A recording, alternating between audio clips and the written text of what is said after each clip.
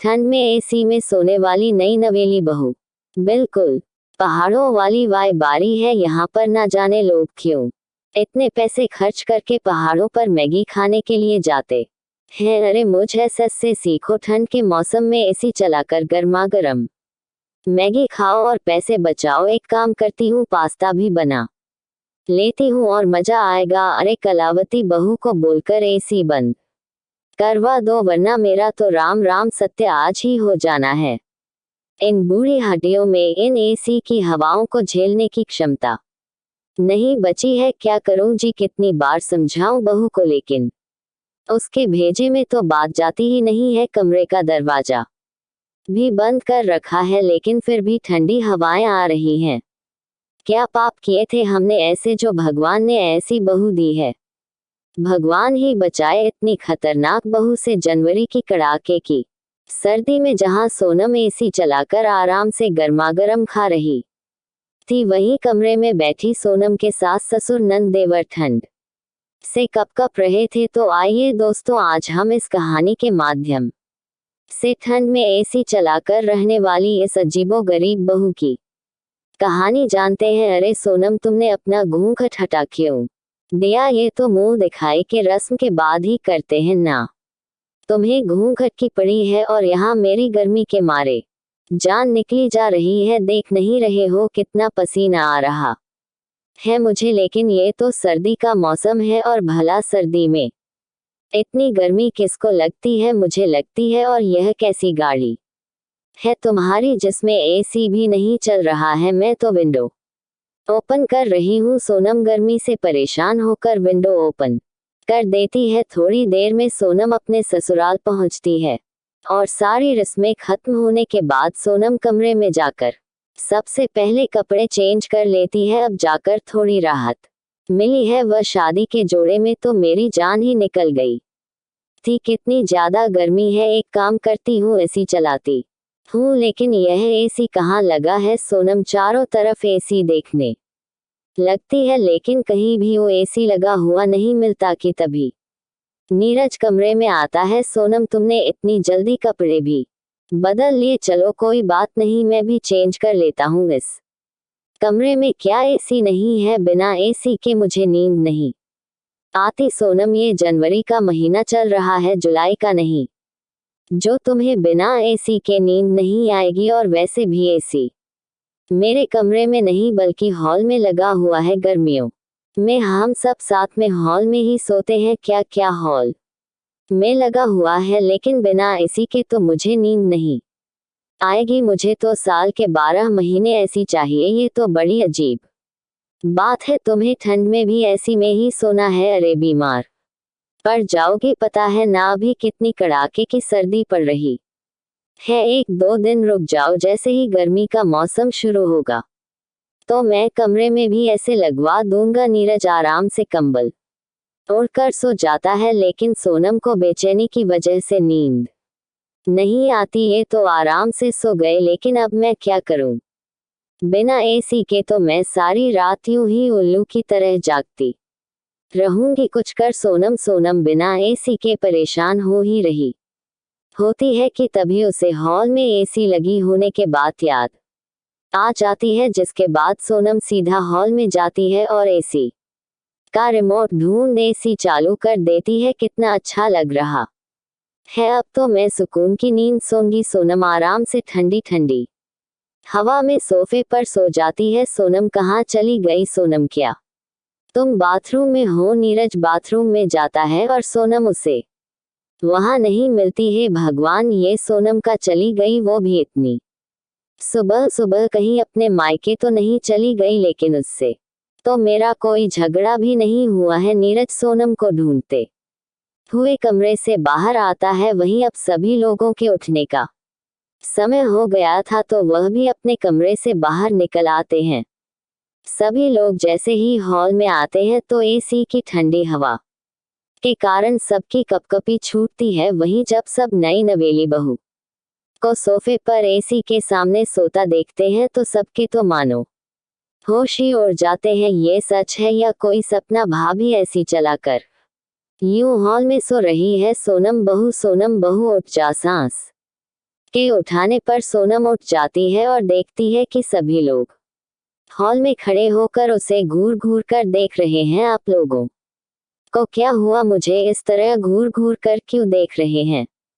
और यह एसी किसने बंद किया? पता है मैं कितना अच्छा सपना देख रही थी जब तुमने मुझे रात को कहा कि तुम्हें एसी में सोने की आदत है, तो मुझे लगा कि शायद तुम मेरे साथ कोई मजाक कर रही हो, लेकिन तुम तो सच में इस जनवरी की कड़की की सर्दी में एसी में सो रही हो। हाँ, तो मुझे सच में एसी में ही सोने की आदत है। मैं सर्दी में रजाए उड़कर हीटर के सामने नहीं सोती हूँ। तू बर्फ की बनी होगी, लेकिन हम मिट्टी के बने हैं, मामूली इंसान हैं। हमें तो ठंड में हीटर और बिना रजाई के नींद नहीं आती, और तू यहाँ हॉल में एसी चलाकर सो रही है। सोनम अपने कमरे में जाती है और तैयार होकर अपनी पहली रसोई की रस्म करती है। घर का सारा काम खत्म करके सोनम एक बार फिर हॉल में एसी चलाकर सो जाती है कि तभी कमरे में बैठी कलावती ठंड से कांपने लगती है।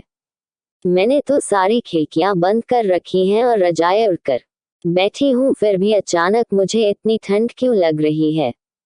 कलावती जैसे ही अपने कमरे से बाहर निकलती है तो देखती है कि उसकी बहू सोनम हॉल में एसी चलाकर बैठी हुई है। कलावती एसी का रिमोट उठाकर एसी बंद कर देती है। माँ जी, आपने एसी क्यों बंद कर दिया? बह कैसी है तू? यहाँ मैं कमरे में बैठकर ठंड से कांप रही हूँ और तू है कि हॉल में एसी चलाकर आराम से फोन चला रही है। अब एसी नहीं चलेगा माँ जी, एसी तो चलकर रहेगा। मैं भी देखती हूँ कि घर में एसी कैसे नहीं चलता। आप लोगों को इतनी ठंड लगती है तो डबल जैकेट स्वेटर पहनकर घूमे, मुझसे बिना एसी के रहा नहीं जाता। सोनम दोबारा एसी चलाकर बैठ जाती है और ऐसे ही कुछ दिन गुजर जाते हैं। सोनम डाइनिंग टेबल पर खाना लगाकर हॉल का एसी चालू कर देती है, जिसे देख सभी लोग अपनी अपनी खाने की प्लेट उठाकर कमरे में जाने लगते हैं। अरे, यह आप लोग खाने की प्लेट कमरे में क्यों लेकर जा रहे हैं? जो ये तुमने हमारे हॉल को शिमला में बदल दिया है ना, उसी की वजह से सोनम के बाद बार हॉल में एसी चलाने की वजह से अब कोई भी अपने कमरे से बाहर निकलता ही नहीं था, और अगर निकलता भी तो खुद को ऊपर से नीचे तक कंबल में ढक कर निकलता। ऐसे ही समय गुजरता है और आज सोनम की नंद हेमा की दोनों सहेलियां रुबीना और महक हेमा से मिलने के लिए उसके घर आती हैं। दोनों जैसे ही हॉल में आती हैं तो देखती है कि सोनम इतनी ठंड में भी एसी चलाकर बैठी है। ये क्या है माँ? मेरी भाभी की तबीयत तो ठीक है ना, वो एसी चलाकर आराम से हॉल में कैसे बैठी है? मेरी तो कपकपी ही नहीं बंद हो रही। वो क्या है ना, मैं थोड़ी ज्यादा हॉट हूँ, इसलिए मुझे गर्मी भी ज्यादा लगती है। तुम लोग भी आकर बैठो ना, मैं तुम्हारे लिए चाय नाश्ता लेकर आती हूँ। यहाँ हमसे खड़ा नहीं हुआ जा रहा और आप इसी के सामने बैठने की बात कर रही हैं। हेमा, हम तुझे फिर कभी मिलेंगे। अगर हम यहाँ थोड़ी देर और रहे ना तो हमारी तो कुल्फी जमनी पक्की है। दोनों सहेलियां ठंड से कपक पाती हुई वहां चली जाती हैं। वहीं हेमा भी इसकी वजह से अपनी भाभी से कोई बहस नहीं कर पाती और कमरे में जाकर घुस जाती है। आए दिन सोनम के हॉल में एसी चलाकर बैठने की वजह से उसके ससुराल वाले काफी ज्यादा परेशान रहने लगे। संगीत थे, अच्छा हेमा, हमें कुछ ना कुछ तो करना पड़ेगा, वरना भाभी तो सुधरने से नहीं। नीरज और हेमा मिलकर एसी के कनेक्शन में कुछ गड़बड़ कर देते हैं, जिससे एसी चलना बंद हो जाता है। लेकिन चालाक सोनम उनकी साजिश को समझ जाती है और एसी वाले को बुलाकर ऐसा कनेक्शन करवाती है कि वह जाकर भी खराब नहीं हो सकता था। इन लोगों को क्या लगा कि यह मुझे चलती कर जाएंगे? अगर यह शेर है तो मैं अभी सवा शेर हूँ। सोनम दोबारा से ऐसी चलाकर हॉल में जाकर बैठ जाती है। सोनम की इस आदत से सब परेशान थे, लेकिन कोई चाहकर भी कुछ नहीं कर पा रहा था। ऐसे समय गुजरता रहता है और एक दिन अचानक ज्यादा एसी चलने की वजह से एसी फूंककर खराब हो जाता है। जहां सोनम एसी खराब होने की वजह से रो रही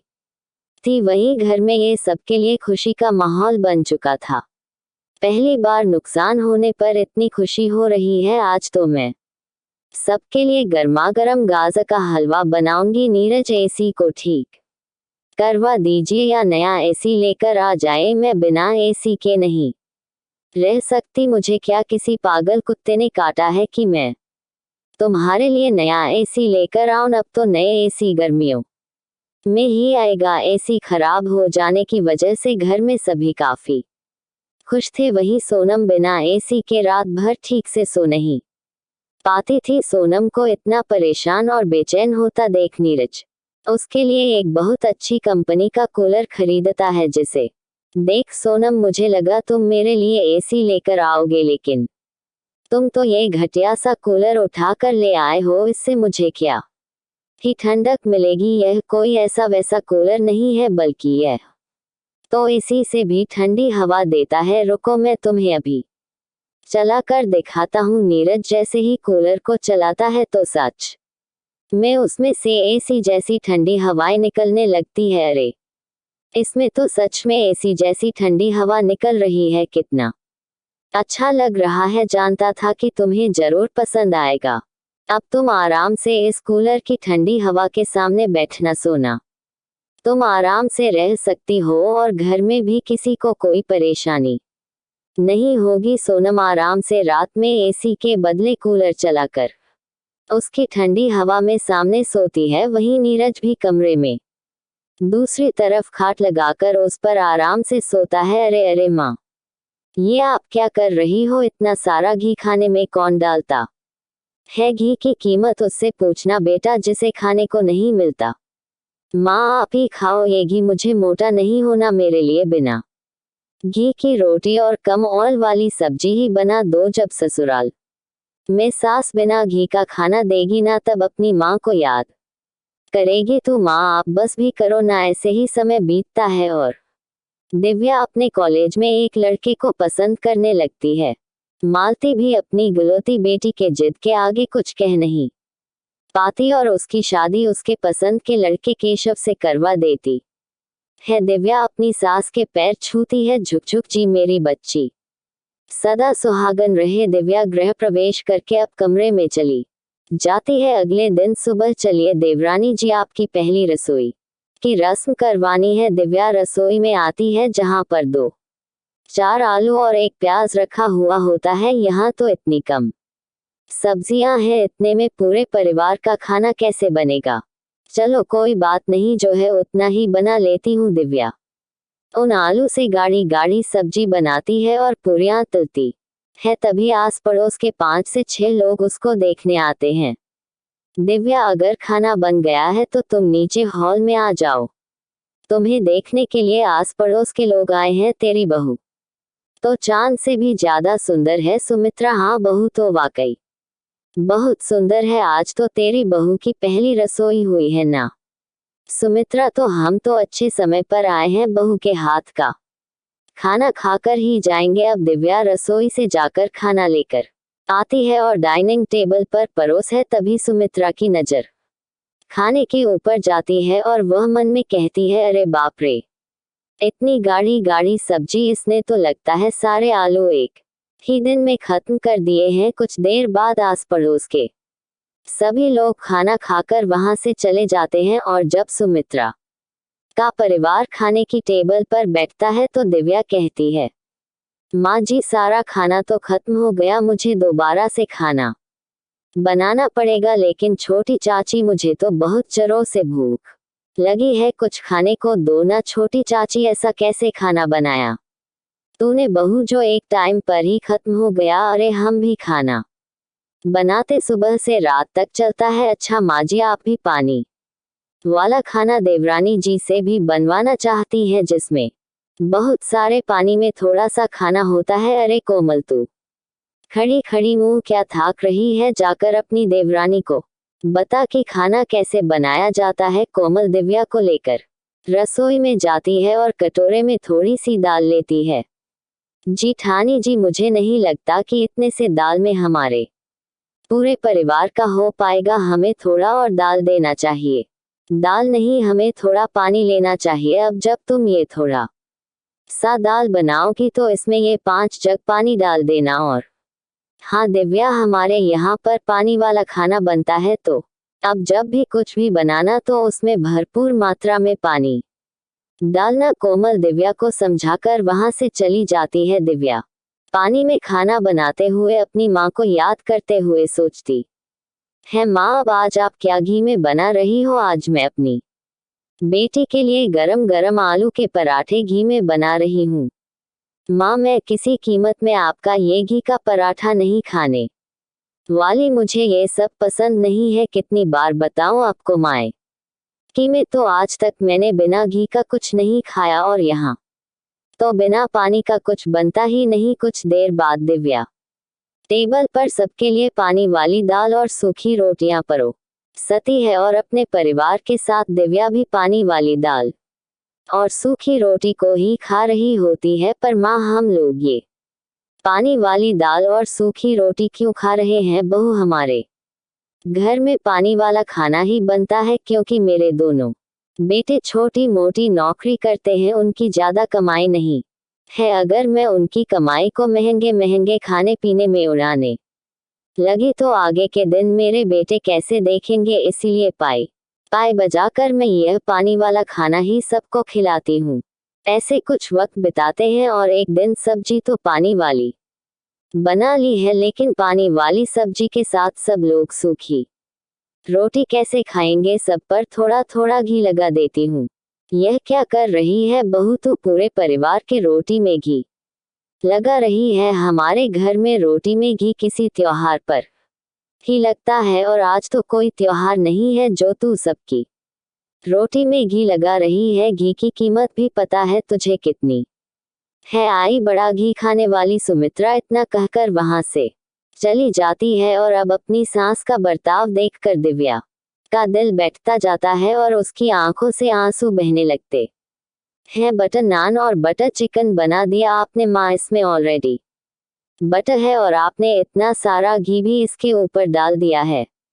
माँ, आपको पता तो है कि मैं इतना घी नहीं खाती। खा ले बेटा, अपनी माँ के राज में खा ले ये घी बटर, क्योंकि सास ऐसे कभी नहीं खिलाएगी। माँ, आप सही कहती थी, आपकी तरह मुझे कोई जबरदस्ती अब घी नहीं खिला सकता, और सास तो कभी नहीं। दिव्या अपने पूरे परिवार के साथ पानी वाली सब्जी और सूखी रोटी मन मर के खाती है। ऐसे कुछ वक्त बीतता है, और एक दिन गुल्लू खाना खाते खाते ही बेहोश हो जाता है। दिव्या फौरन फोन करके डॉक्टर को घर पर बुलाती है। गुल्लू के शरीर में खून की कमी है, ये सब अनीमिया के लक्षण है। ठीक तरीके से खाना ना खाने की वजह से ये सब होता है। देखिए, मैंने कुछ प्रोटीन की दवाई दे दी है, लेकिन आप लोग इसके खाने पीने पर भी ध्यान दीजिएगा। ये करीबी कहीं मुझसे मेरा बच्चा ना छीन ले। मारिए, बर नहीं खा सकता ये पानी वाली सब्जी। आप देखिए,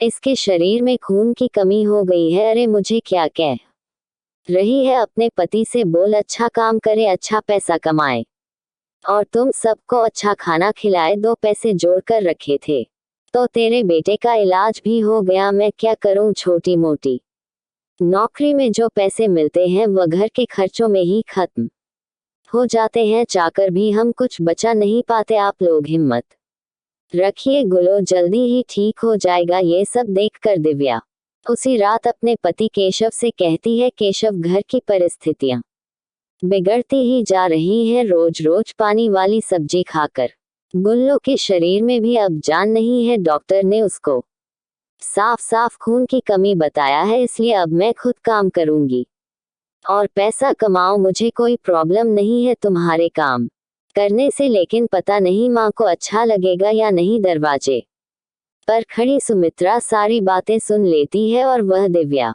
से कहती है, लेकिन तुम करोगी क्या माँ जी? मैंने अपनी ग्रेजुएशन दिल्ली यूनिवर्सिटी से कंप्लीट की है इन इंग्लिश ऑनर्स, लेकिन केशव से प्यार करके मैंने उससे शादी कर ली और मैं आगे कुछ नहीं कर पाए, लेकिन अब मैं करूंगी। ठीक है बहू, मैं तुझे नहीं रोकूंगी। अगर तुझे लगता है कि तू कर सकती है तो तू कर। अपनी सास से परमिशन लेने के बाद दिव्या एक एमएनसी कंपनी में इंटरव्यू देती है जिसमें उसका सिलेक्शन हो जाता है और हर महीने 500 उसकी सैलरी हो जाती है। अब जहां दिव्या दिन रात एमएनसी कंपनी में मेहनत कर रही थी, वहीं कोमल पूरा घर संभाल रही थी। कुछ दिन बाद दिव्या की पहली सैलरी आती है। आज तो टेस्टी टेस्टी खाना खाने को मिलेगा, मजा आ गया आपकी वजह से। आज पहली बार मैंने अपने बेटे की आंख में इतनी खुशी देखी है। सभी लोग डाइनिंग टेबल पर बैठकर दिव्या के बने हुए भगवान को खा रहे होते हैं।